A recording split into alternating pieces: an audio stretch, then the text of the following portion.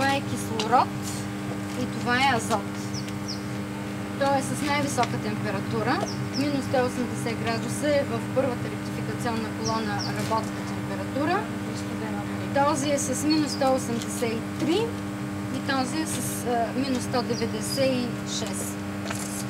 Сега като ги изсипя, ще се изпарят много бързо. Чакайте още малко да поставя. Да, няма проблем, колкото вие искате.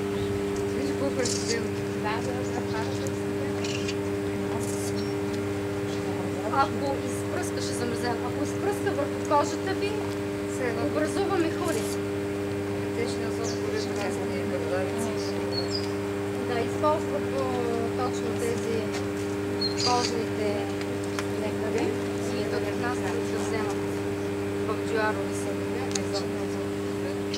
Точно за такива козметични цели. Освен това, има сега такива модерни маски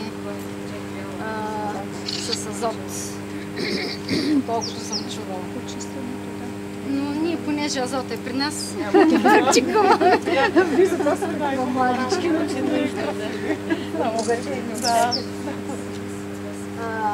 Те са, нали, при много ниски температури, сами за себе си са горещи.